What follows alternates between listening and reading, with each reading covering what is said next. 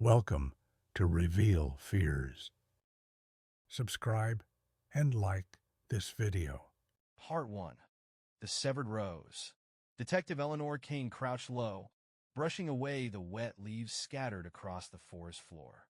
Her gloved hand froze as she unearthed it, a single, meticulously severed rose. Its stem had been cut clean, as though by a surgeon's scalpel, and the petals were smeared with something dark. Blood. She glanced around the clearing. The air was heavy with the acrid scent of wet earth, tinged with an iron tang. She carefully placed the rose into an evidence bag, her mind racing. This wasn't just a clue. It was a message. Behind her, Officer James Hardy shifted uncomfortably. "What do you think it means?" he asked, his voice barely above a whisper. "It means someone planned this," Eleanor replied. Her sharp gray eyes swept the dense woods surrounding them. "And they want us to know it." The crime scene was silent except for the distant chatter of a brook and the occasional crack of a branch underfoot.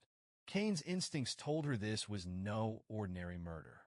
A wealthy artist, Ava Lauren, had disappeared from her home 3 nights ago. A cryptic note had been left behind, written in crimson ink. "The garden remembers." The rose might have been a coincidence, if it weren't for the fact that Ava had been known for her gardens, famous across the state. As Eleanor stood, she caught sight of something further down the trail. A shape, obscured by shadows, shifted and then was still. She straightened, heart pounding. "Stay close," she ordered Hardy, moving toward the shape. The thick underbrush swallowed them as they approached. When they broke through, what they found chilled Eleanor to the core. A garden, perfectly manicured in the middle of the wild forest. Paths of crushed white stone wound through rows of strange, pale flowers. At the center of the garden stood a bench, and on it, an object that gleamed faintly in the dim light. Eleanor approached cautiously. It was a silver locket, engraved with the initials EL. Part 2. The Silver Locket.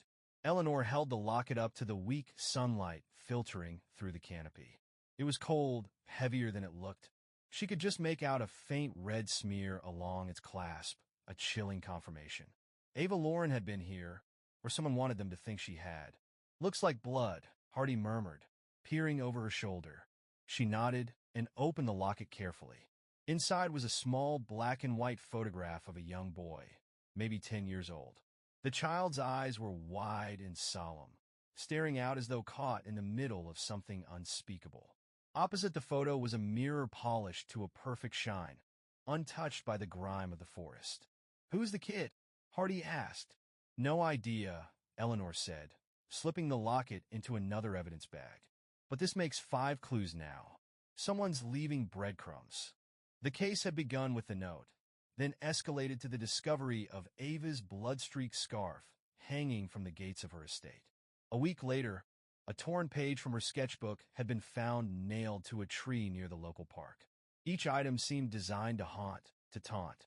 And now this. The rose and the locket, left deep in a forest no one ventured into willingly. "Do you hear that?" Hardy's voice was tight. Eleanor froze, straining her ears. The gentle rustle of leaves had stopped. Even the brook seemed to hold its breath. A faint metallic clinking broke the silence, rhythmic and deliberate, coming from somewhere deeper in the woods. "We're not alone," she said grimly, drawing her sidearm. Hardy followed suit. They advanced slowly, the sound growing louder with each step. The air thickened with the smell of rust and decay, the forest closing in around them. The path twisted sharply, revealing a clearing, and a sight that sent a cold wave rolling through Eleanor's chest. A weathered iron cage hung, suspended from the low branch of a tree. Inside, a mannequin had been posed as if sitting primly.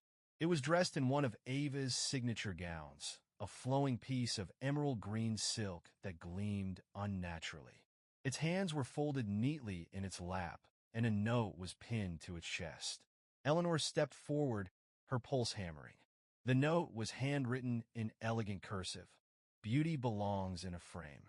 The mannequin's face was painted, white porcelain skin, rose-red lips, and hollow black eyes that seemed to follow her as she moved. but it was what hung around the mannequin's neck that made her stomach churn.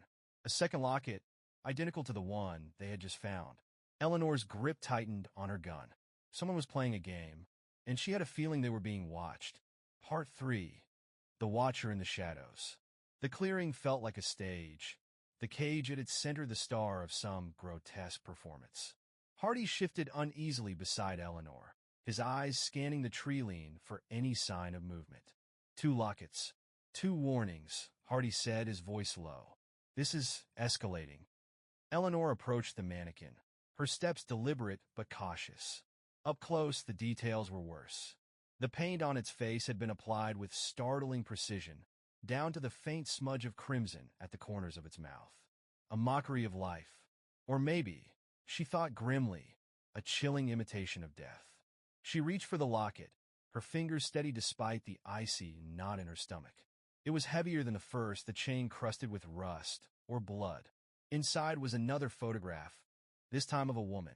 She was older than the boy in the first locket, her face serene but distant, as if caught mid-thought. Eleanor stared at it, the resemblance to Ava too striking to dismiss. A twig snapped behind her. Eleanor spun, gun raised, her eyes slicing through the shadows. Hardy followed suit, his flashlight cutting a thin beam through the dense gloom. "Who's there?" Hardy barked, his voice echoing sharply. Nothing, only the oppressive silence of the woods. But Eleanor knew better. Someone was out there, and they wanted her to feel their presence. "This isn't random," Eleanor said, her voice steady but tight. "Every clue was deliberate, meant to unsettle us, and buy time." "Time for what?" Hardy asked, to set the stage for whatever's next. As if in answer, the rhythmic metallic clinking resumed, louder now and closer. Eleanor signaled Hardy, and they moved as a unit toward the sound. It drew them deeper into the woods, the air growing colder with each step. The smell of rust and decay thickened, clawing at Eleanor's throat. The path opened into another clearing, this one dominated by a massive tree whose gnarled branches twisted like skeletal arms. Hanging from the lowest branch was another iron cage, larger than the first, and inside it, Eleanor's breath caught. Ava Lauren. She hung limply, her head slumped forward, long dark hair hiding her face. Her wrists and ankles were bound, her body still. Too still. "Oh my God," Hardy whispered.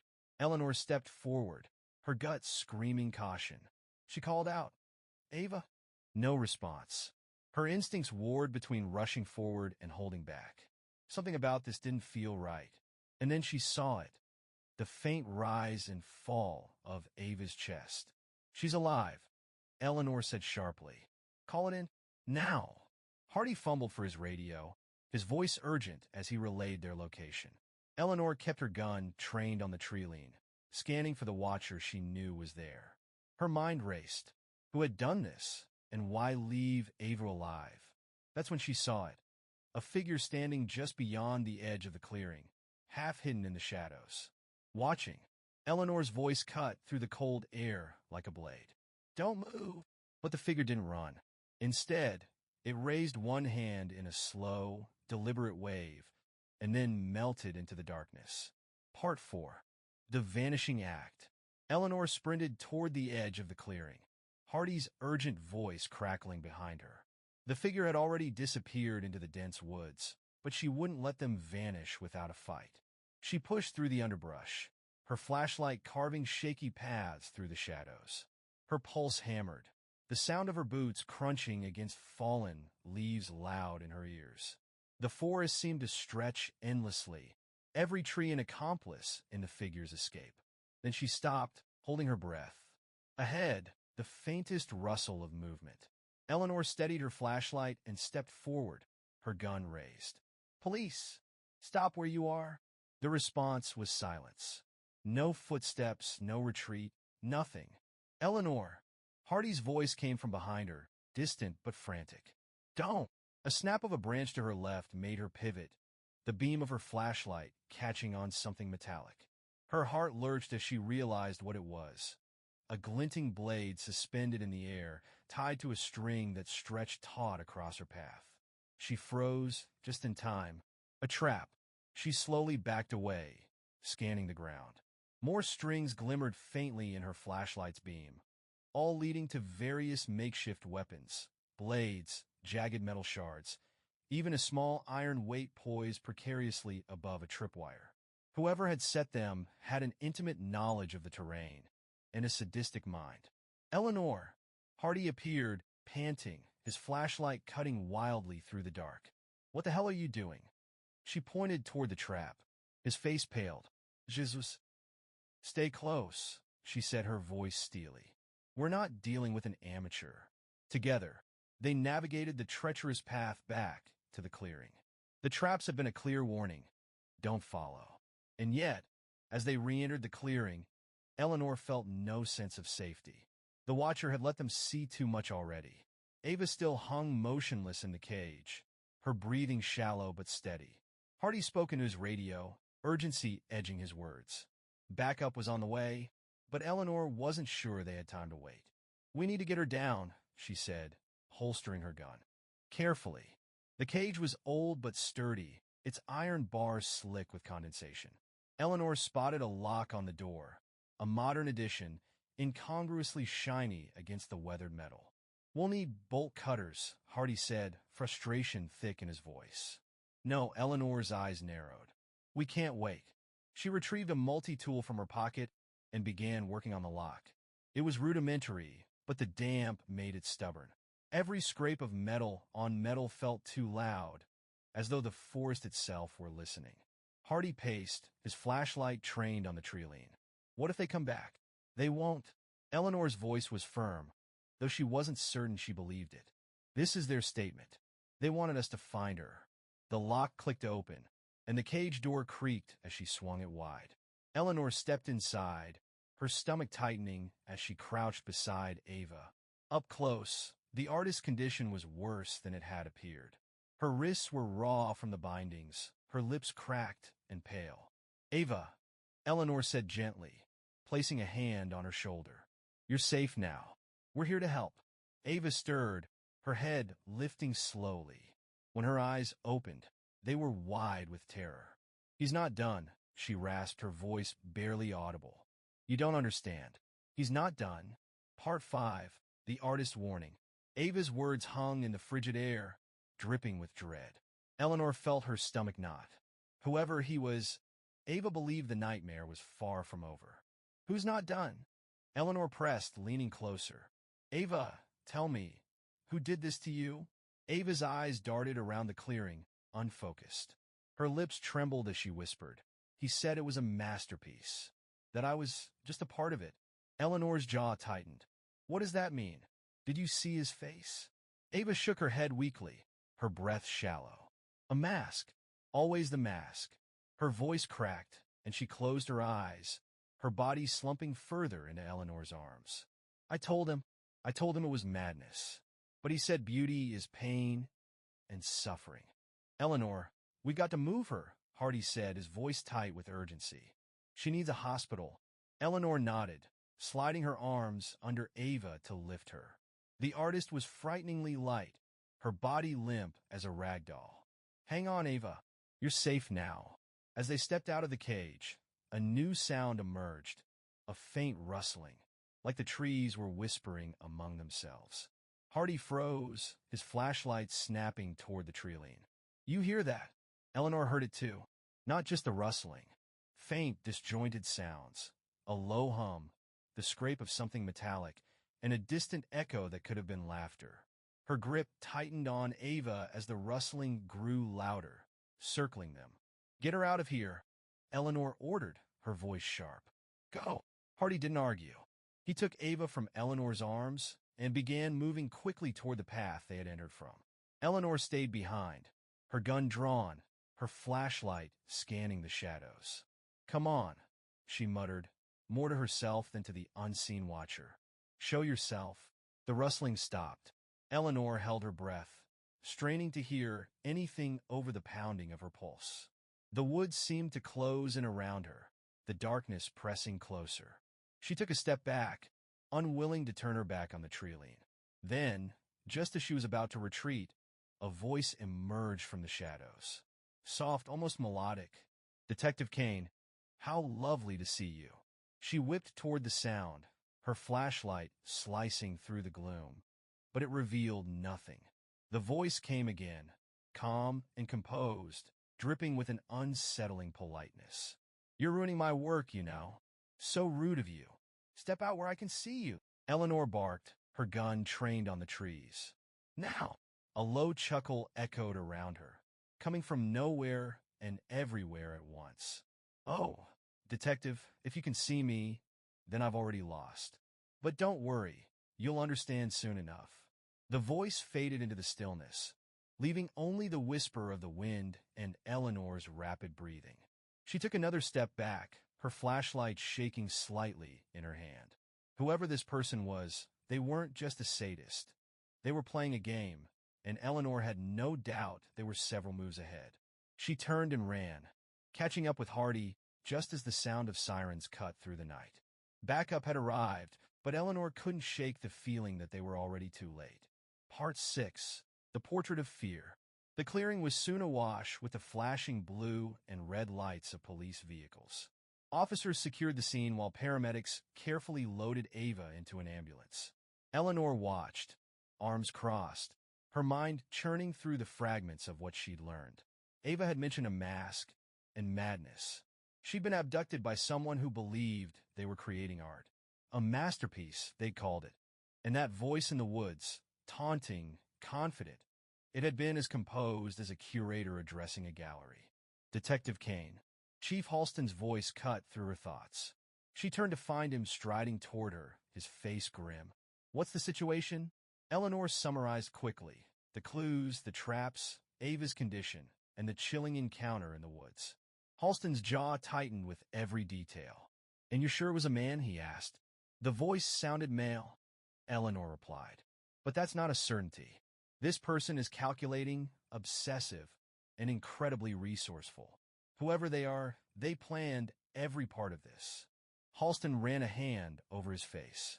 "We'll have officers sweep the forest for more traps. You and Hardy are to follow Ava to the hospital. Get whatever you can from her once she's stable." Eleanor nodded, but her gut told her Ava wouldn't be able to give them much more. Whoever had taken her had left her physically and mentally broken. At the hospital, Ava was rushed into the ER. Eleanor and Hardy were left waiting, the sterile white walls and fluorescent lights doing nothing to ease the tension. "You think she's safe now?" Hardy asked, breaking the silence. "No," Eleanor said flatly. "Whoever did this isn't done. Ava's just the centerpiece of their display. There's more to come." Hardy looked at her, his brow furrowed. "You think there'll be another victim?" "Not a victim," Eleanor said, shaking her head. "Another clue. This isn't about killing for the sake of it. It's about control, narrative. They're building to something." Before Hardy could respond, a nurse approached. "Detective Kane? Ms. Lauren is stable.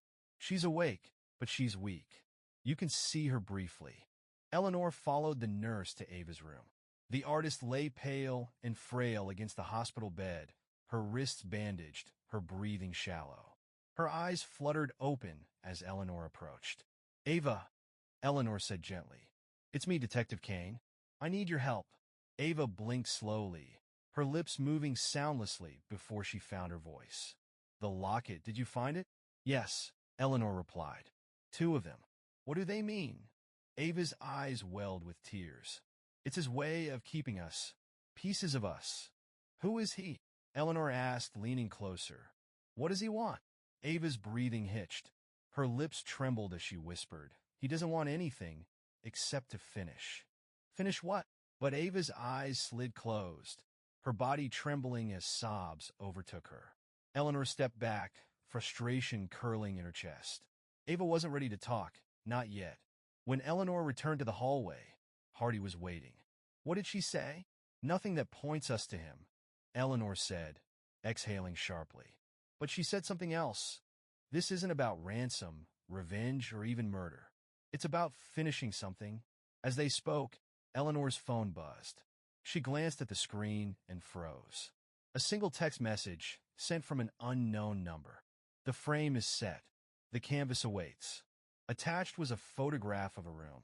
It was stark and empty, except for one chilling detail: a large wooden easel, its canvas blank, except for the faint outline of a body. Part 7. The Canvas in Shadows. Eleanor stared at the photograph on her phone, her pulse pounding in her ears. The blank canvas wasn't just a threat, it was a promise. The outline of a body sketched faintly onto the surface was both crude and deliberate, as though drawn with a trembling hand that nonetheless sought perfection. Hardy leaned in to look over her shoulder. "That's fresh," he muttered. "No dust, no clutter. Wherever that is, it's being used right now." Eleanor nodded, her mind racing. She scrutinized the details of the photograph, the shadows cast by faint light spilling from somewhere above, the faint texture of peeling paint on the walls, and the floor, uneven planks of old wood. The room felt abandoned but staged, like everything else this person had done. "Forward that to the tech team," Hardy said, already pulling out his phone. "If there's metadata attached to the image." "There won't be," Eleanor interrupted, her tone clipped. "He's too careful for that." Still, she sent the photo to the team and dialed their analyst, Molly Chambers. "Molly, I need a miracle. Can you enhance this photo? See if there's anything that gives away the location?" "On it," Molly said briskly. "Give me 5 minutes." Eleanor hung up and paced the hallway. She felt like a piece on the killer's chessboard, being moved exactly where he wanted her. Every clue, every step, they all led further into his game. 10 minutes later, Molly called back. "Kane, you're right. No metadata. But I picked up something odd in the background. I brightened the image, and there's a faint reflection in the glass on the far right. It's blurry, but it looks like lettering, an old, faded sign. I sent it to language analysis, and they think it says Haven Mill. Ring any bells?" Eleanor's mind snapped to attention. Haven Mill. There's an abandoned textile factory by that name, about 30 miles out of town. "That's our best lead," Molly said. "I'm sending you the enhanced photo now." Eleanor hung up and turned to Hardy. "We got a location. Haven Mill." Hardy's eyes widened.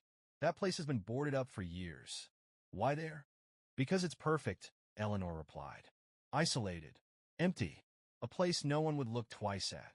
They didn't wait for backup. Eleanor knew every second mattered now.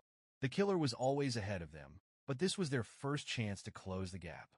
The drive to Haven Mill was a blur of winding roads and dense trees. By the time they arrived, the sun had dipped below the horizon, leaving the factory shrouded in twilight. The building loomed against the darkening sky, its windows shattered, its exterior cloaked in ivy and rust.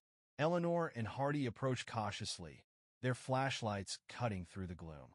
The air was thick with the smell of mildew and decay, and the silence was oppressive. "Let's move," Eleanor said, her gun drawn.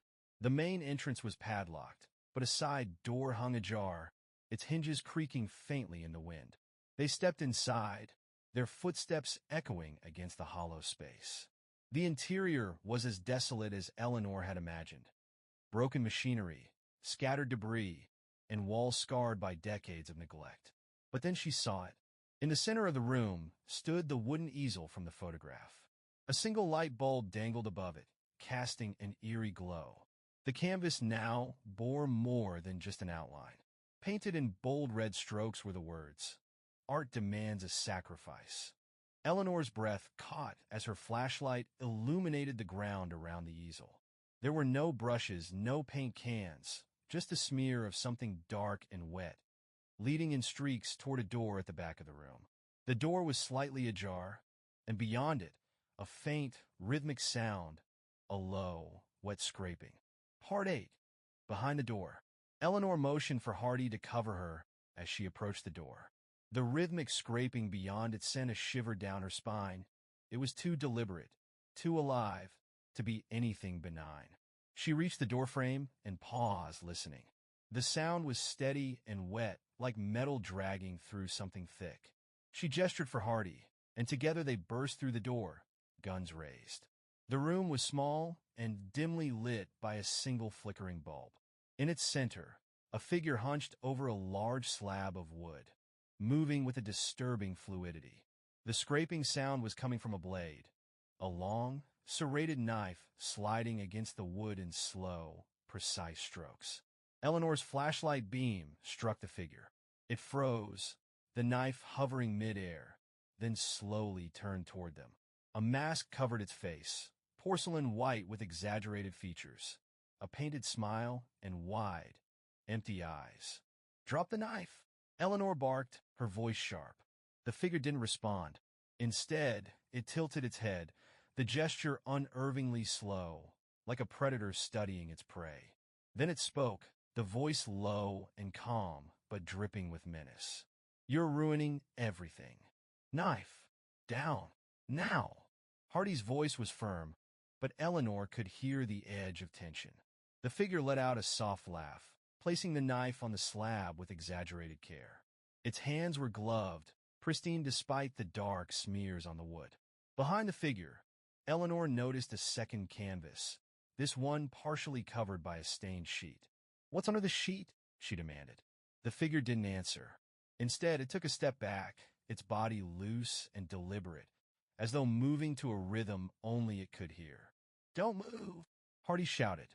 But the figure's hands rose, palms outward in mock surrender, and it gestured toward the covered canvas. "Would you like to see?" it asked, the tone mocking and light. Eleanor's stomach twisted, but she kept her focus. "On the ground. Now!" The figure sighed, as if disappointed, and then moved faster than she could react. It grabbed the stained sheet and yanked it free, revealing the canvas beneath. Eleanor's flashlight caught the painting, and her blood ran cold. The image was grotesque yet hauntingly detailed. A woman bound to an iron cage, her face twisted in agony. The paint was thick and wet, dripping like blood. But it wasn't the image itself that turned Eleanor's stomach. It was the realization that parts of the canvas weren't paint at all. Hair and fabric had been embedded into the work, mingling with the oils to form a sickening collage. "Jesus Christ!" Hardy breathed, his gun shaking slightly. The figure didn't wait for their reaction. With a sudden, fluid motion, it flung the knife toward the light bulb above, shattering it. Darkness consumed the room. Eleanor's instincts kicked in. She dove to the side as Hardy shouted, his flashlight beam swinging wildly. There was a crash, followed by rapid footsteps as the figure darted through the shadows. "Hardy, cover the exit!" Eleanor shouted, chasing the sound of the footsteps. She burst back into the main room, her flashlight slicing through the darkness, but it was too late. The side door slammed shut. By the time she reached it, the figure was gone, leaving only the faint echo of its laugh lingering in the night. "Damn it!" Hardy cursed, rejoining her at the door. "They set us up. They wanted us to find that." Eleanor's hands shook, but she steadied herself. "This isn't over," she said through clenched teeth, her mind already racing. "That painting is not just a clue. It's a message, and it's not the last one." Part 9. A Legacy in Blood. Eleanor and Hardy emerged from Haven Mill into the night, their breaths pluming in the cold air. The killer's mocking laugh still echoed in Eleanor's mind, but it was the image on the canvas that haunted her most. The hair and fabric embedded in the painting, it wasn't just artistic shock value. It was real. The killer had crossed a line from disturbing performance to a grotesque reality. "Backups should be sweeping the area," Hardy muttered, scanning the darkness. "If this guy's still around, we'll get him." Eleanor shook her head. "He's not here. He didn't stick around to take chances. This was planned. That canvas was his message. He wants us to follow." "And where do we go next?" Hardy asked. "That place gave us nothing but nightmares." Eleanor's phone buzzed before she could reply. She glanced at the screen and felt her chest tighten. Another text, another photo. This time, the image showed a room much like the one they'd just left, but with a crucial difference. The painting on the easel was finished. A detailed portrait of Eleanor herself. Her features eerily precise, her expression one of terror. Scrawled beneath the image were the words, "Even the painter's brush must break." "Son of a..." Hardy swore, leaning over her shoulder. "How the hell does he have that?" Eleanor swallowed hard. The painting wasn't a caricature or a vague resemblance. It was exact. Whoever this killer was, they'd studied her. She was being drawn into their world, piece by horrifying piece. "This isn't random," Eleanor said, her voice tight. "This whole thing, it's about control. About turning the people in his life into characters in his masterpiece. Ava, the rose, the lockets, the mannequin, now me." "Wait," Hardy said, his face paling. "Are you saying he's been watching you? That's how he's so accurate." Eleanor nodded, her mind racing. "Not just me. Everyone in this case is a piece of his puzzle. Ava, the boy and woman in the lockets, this person thrives on creating connections, turning people into art.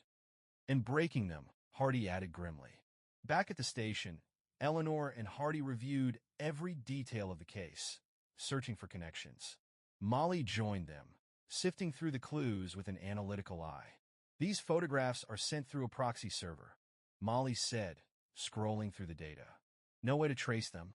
But the images themselves, they're too personal. He's not pulling these from nowhere." Eleanor rubbed her temples. "The boy and the woman in the lockets. Ava must know who they are." "I doubt it," Molly replied. "If Ava knew, she would have said something. He's keeping her in the dark, just like us." "But why those specific images?" Hardy asked. "He's going out of his way to include them. They must mean something." Molly's fingers flew over her keyboard. "I cross-referenced Ava's known associates with missing persons cases. And I found something. The boy in the first locket, his name's Lucas Gray. He disappeared 6 years ago. His parents were wealthy, tied to the same social circles as Ava." "And the woman?" Eleanor pressed. "Still working on her," Molly replied. "But if it's the same pattern, she's likely another missing person. And there's more. Lucas Gray wasn't just a kid from Ava's social circle. He was a model. His parents put him in portraiture competitions." Eleanor's stomach sank. "He's choosing people connected to art. Ava as a painter, Lucas as a subject, and now me." The room fell silent, the weight of the realization pressing down on all of them. "This isn't just a game," Eleanor said softly. "It's a legacy.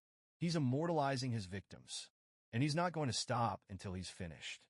The phone buzzed again, breaking the silence.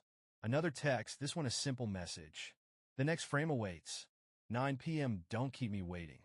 The attached image was of an ornate gold frame hanging crookedly on a wall. Within it was an empty void, black and yawning, beckoning them into its depths. Eleanor glanced at the clock. It was 8:15. "He's inviting us to the next scene." Hardy frowned. "Do we play along?" Eleanor's jaw clenched. "We don't have a choice." Part 10. The Gilded Trap. Eleanor checked her weapon as Hardy drove through the dark streets toward the next location. The ornate gold frame from the photo had been identified. An auction house on the outskirts of town, Havenwood Auctions, long shuttered and in disrepair. It had been a hub for rare art before its abrupt closure 10 years earlier, following allegations of fraud and theft. "Fitting," Hardy muttered as they pulled up to the crumbling building. The facade was cracked, ivy snaking its way up the faded sign. A place where beauty was sold off like a commodity. Eleanor didn't reply. Her focus was on the scene ahead. The killer's messages had led them here deliberately, and she had no illusions about what waited inside. This wasn't just a location, it was a performance, and they were the unwitting audience. "Backup is on standby," Hardy said, checking his sidearm. "You sure we shouldn't wait?" "No," Eleanor said firmly. "If we wait, we lose the game. He'll vanish again." Together, they pushed through the heavy double doors, their flashlights cutting through the oppressive darkness. The air inside was thick with dust, the faint smell of mildew and old varnish filling their lungs. The main hall was vast, its high ceilings draped in cobwebs. Broken display cases lined the walls, and the shattered remains of chandeliers littered the floor. But it was the center of the room that drew their attention. The gold frame from the photograph hung on a freestanding wall, its surface gleaming in the beam of their flashlights. But unlike in the photo, it was no longer empty. Inside the frame was another canvas, painted with meticulous detail. Eleanor and Hardy stepped closer, their breaths caught as the image came into focus. It was Ava, not as she had been when they found her, but posed, serene, and lifeless. The artist had captured her likeness perfectly. Every detail of her face, the shimmer of her emerald gown, and the glint of fear in her painted eyes. "This is sick," Hardy whispered, his voice tight. Eleanor scanned the frame, her heart pounding. Something about the painting seemed wrong. The colors were too vivid, too layered. She stepped closer, her flashlight sweeping over the canvas's surface. And then she saw it, the faint outlines of stitches along the edges of the gown. Her stomach churned as realization hit. The painting wasn't just paint. It was a collage.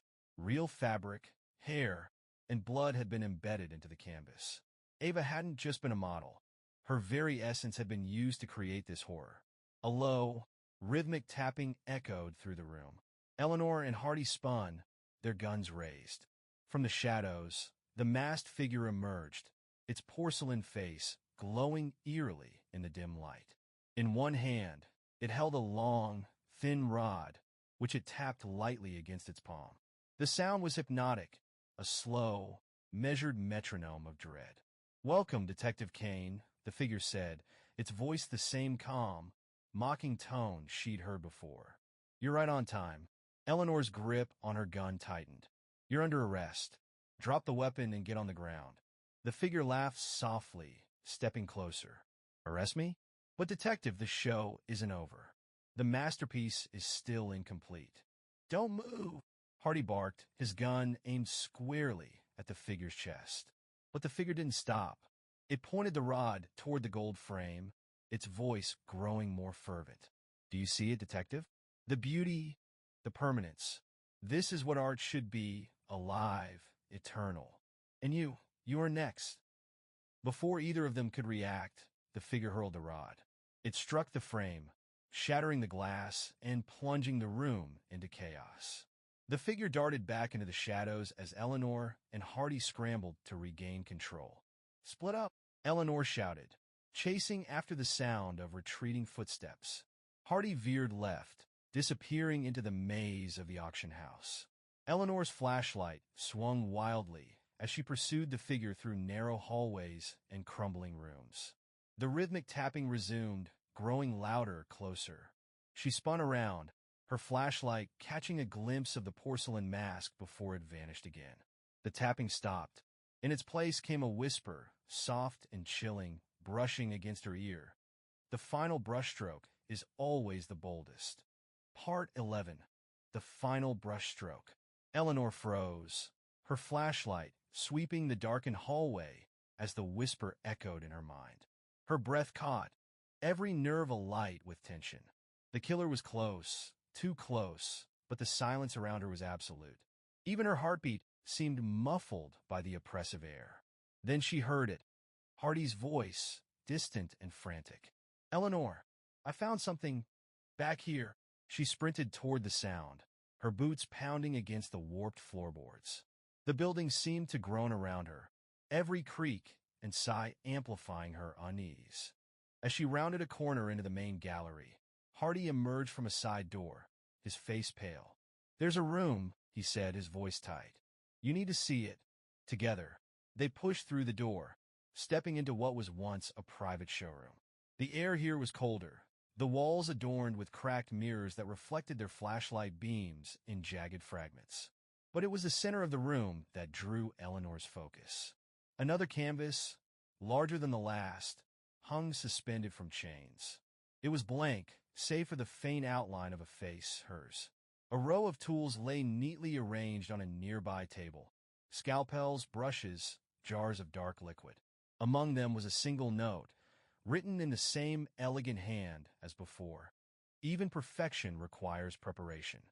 Eleanor clenched her fists. This wasn't just a message. It was a blueprint for her death. "Son of a," Hardy began, but a sudden noise cut him off. A hollow clanging, metallic and rhythmic, filled the air. They turned toward the sound, weapons raised. The killer emerged from the shadows once more, stepping into the dim light. This time, the porcelain mask was different, its painted smile replaced with a frown, the hollow eyes seeming to weep black streaks. In its hand was a knife, gleaming and wet. "You shouldn't have come here," the killer said, its tone chiding, almost disappointed. "You've disrupted the process." Eleanor aimed her gun. "Drop the knife. This ends now." But the killer didn't stop. Instead, it tilted its head, studying her. You don't understand, Detective. You were never meant to survive.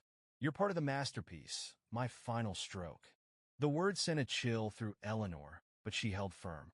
I'm not playing your game. Oh, but you already are, the killer replied. Every step you've taken, every clue you've followed, it's all been part of the design. And now you're here, right where you're meant to be. Hardy moved to flank the killer, but it was ready. With a sudden, fluid motion, it hurled the knife toward the ceiling. The blade struck a chain, severing it. A large counterweight dropped, crashing onto the table and sending the tools flying. A jar of liquid shattered, its contents spilling across the floor. Before they could react, the killer darted toward a hidden exit. Eleanor lunged after it, Hardy close behind. The chase led them into the depths of the auction house, the corridors narrowing into a labyrinth. The air grew colder, the walls tighter. Eleanor's flashlight flickered, the battery struggling. She grit her teeth, pushing forward. Finally, they emerged into a cavernous storage room. The killer stood at its center, framed by moonlight streaming through a broken skylight. It held something in its hand, a matchbook. You don't see it yet, the killer said, its voice rising. The beauty of destruction, the purity of transformation. Eleanor's blood ran cold. Don't! But it was too late. The killer struck the match and dropped it. Flames erupted around the room, igniting rows of stacked canvases and wooden crates. Smoke filled the air as the fire spread, fast and hungry. Get out of here! Eleanor shouted to Hardy, coughing as the acrid smoke clawed at her throat. But she didn't move. Her eyes locked on the killer, still standing in the blaze, its mask glowing like a specter. You're not walking away from this, Eleanor said, stepping forward despite the heat. It ends here. The killer laughed, a hollow, chilling sound. You think you've won? You haven't even seen the full picture. With that, it turned and disappeared into the flames. Part 12. The Burning Canvas. The flames roared around Eleanor as she darted toward the spot where the killer had disappeared. Smoke choked the air, stinging her eyes and filling her lungs with every breath. Behind her, Hardy shouted something, his voice barely audible over the inferno, but she didn't stop. The heat was unbearable, the fire consuming everything in its path. Paintings, crates, and the walls themselves. Eleanor pushed forward, her flashlight flickering, the beam slicing through the thick smoke. She reached the far end of the room and stopped cold. The killer was gone. The wall before her was crumbling, an exit obscured by the fire. A gaping hole led into the night beyond, the edges still smoldering. The escape route was clear, but the figure had vanished without a trace. Ilianos gut twisted. They had been one step ahead of her at every turn, and now, even in their moment of apparent defeat, they had slipped away again. Eleanor, Hardy grabbed her arm, pulling her back toward the center of the room. The building's coming down. We got to move. Reluctantly, she allowed him to drag her toward the exit. The structure groaned ominously, and a section of the ceiling collapsed behind them, sending a shower of embers and debris raining down. Outside, the cold night air was a jarring contrast to the searing heat of the flames. Eleanor stumbled into the open, coughing violently as she tried to catch her breath. Around her, the remnants of Havenwood auctions burned, the fire consuming everything it touched. Police and fire crews swarmed the scene, shouting orders and attempting to contain the blaze. But Eleanor's focus was on the smoldering hole where the killer had disappeared. She felt the weight of failure settle on her chest. They got away, she said hoarsely, turning to Hardy. He shook his head, his face streaked with soot. We'll get them. This isn't over. Eleanor's phone buzzed in her pocket. She hesitated before pulling it out, her heart sinking at what she saw. Another text, sent from the same unknown number. The brush may rest, but the masterpiece endures. Attached was a photograph. It showed the painting of Eleanor, now partially consumed by flames. The outline of her face was still visible, but the fire had warped the image, turning it into a grotesque, melting version of itself. Below the frame was a signature scrawled in red, M. Eleanor's hands trembled as she stared at the image. This wasn't just a game anymore. It was a manifesto. The killer hadn't just escaped. They had solidified their control, leaving her as a part of their twisted legacy. In the days that followed, the investigation at Havenwood turned up little. The killer had left no traces behind. No fingerprints, no DNA, no clues to their identity beyond the chilling initials on the painting. Ava Lauren remained hospitalized, her mind fractured by the ordeal. She could offer no further insight into the killer's identity, only muttering fragments about masks and pain. Eleanor spent hours reviewing the case, poring over every detail in search of a thread she might have missed. But the killer had covered their tracks too well. The only thing they left behind was their art, a haunting testament to their depravity. And then, one night, as Eleanor sat alone in her apartment, her phone buzzed again. She stared at the screen, her stomach knotting with dread. Even the greatest works begin with a sketch. See you soon, Detective Kane. No photo, no location, just a promise and a threat. Eleanor put the phone down, her jaw tightening. She wouldn't let this end here. The killer might think they had won, but she wasn't finished. Not by a long shot. The masterpiece wasn't complete, and neither was she. The end. Subscribe and like this video.